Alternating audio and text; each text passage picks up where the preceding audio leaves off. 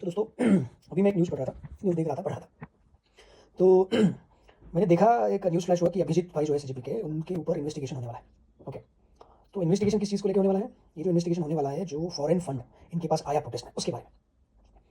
अभी पहले आप प्रोटेस्ट के बारे में सोचिए। ओके, एक जो बंदा है, उनका फैमिली बैकग्राउंड जो भी होगा, I am not sure, but अभी बहुत सारे वीडियोज़ भी आ रहे हैं, लोगों ने मतलब बोला है कि उनके पापा रिटायर्ड है या उनका कुछ 60,000 का ही सैलरी है, तो इतने से सैलरी में वो कैसे अभिजीत भाई को अमेरिका भेज सकते हैं या जो भी कैसे पढ़ा सकते हैं, पॉसिबल ही नहीं है मिडिल क्लास लोगों को, ऐसा वैसा ये वो। ओके, ये एक पॉइंट है। दूसरा सेकंड पॉइंट है, जैसे बहुत सारे वीडियोज़ में हमने देखा जब सीजेपी का प्रोटेस्ट हो रहा था, तो वहाँ पे बहुत सारी चीज़ें लोग कर रहे थे। मतलब खाना बाँटा जा रहा था, मतलब ब्रेकफ़ास्ट, लंच हो गया, डिनर हो गया, चाय हो गया, उसके बाद बहुत सारी चीज़ें, मतलब वो उसके अलावा भी प्रोटेस्ट के लिए देखो बहुत सारे खर्चे होते हैं। आपको देखो अभी ये जो भी चलो जेन ज़ी तो इनको हेल्प कर ही रहा होगा, जो इंडिया का जो यूथ है वो मार्केटिंग के लिए इनको सपोर्ट कर ही रहा होगा। मार्केटिंग इन द सेंस कि भाई ये प्रोटेस्ट कर रहे थे, जो भी ये पोस्ट वगैरह शेयर कर रहे थे इंस्टाग्राम पेज पे, उस पे, तो अभी यहाँ पे बहुत सारे कंटेंट क्रिएटर ये वो फलाना ढिमका इनके साथ थे। तो इसका ऑब्वियसली इनको फ़ायदा हुआ होगा, बट एक पॉइंट ऑफ व्यू आप सोचिए कि इतने बड़े प्रोटेस्ट के लिए आपको पीछे से बहुत सारा सपोर्ट चाहिए फाइनेंशियल। ओके, बिना उसके आप नहीं कर सकते भाई, मतलब पॉसिबल ही नहीं है, ये मेरा पॉइंट ऑफ व्यू। ओके, मैं गलत भी हो सकता हूँ, बट इतने बड़ा प्रोटेस्ट करने के लिए आप देखो, आपको पीछे बहुत सारा सपोर्ट चाहिए। और बीच में अभी अभिजीत भाई ने एक मीडिया में सेंटेंस दिया था कि उनको पूछा गया था कि भाई आप अभी जो भी ये जो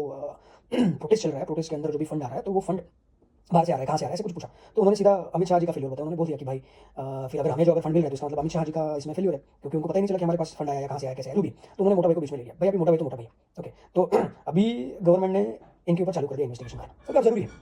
क्योंकि अगर सच में ज़रूरी है, इसलिए कि सच में अगर बाहर से फंड आया है, तो किसने दिया, क्यों दिया, मतलब क्या रीज़न था उन्होंने इनको फंड दिया? क्योंकि शांति से प्रोटेस्ट करने वालों के लिए फंड देना, मतलब उनका भी कुछ मोटिव होगा ना जिन्होंने फंड दिया है। तो वो मोटिव क्या है वो हमको समझना पड़ेगा। ओके, और इन्वेस्टिगेशन क्यों होना चाहिए, इसके पीछे मेरा खुद का पर्सनल व्यू ये भी है कि अगर आप देखेंगे वहाँ पे लोग कैसे आए थे, मतलब जो सारे इंडिया के अगेंस्ट में जो लोग थे ना, वो वहाँ पे थे।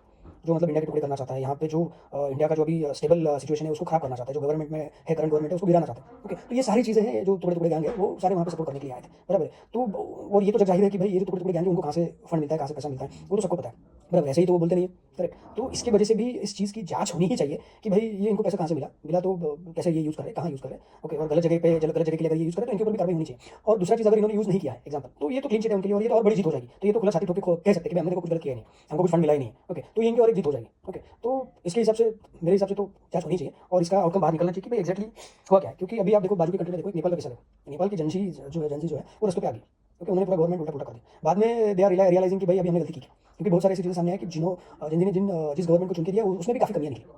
मतलब कमियाँ इन द सेंस कि भाई बहुत सारे करप्शन, ये वो ऐसा वैसा बहुत सारी चीज़ें निकल के आई। ओके, तो ऐसा होता है, करेक्ट।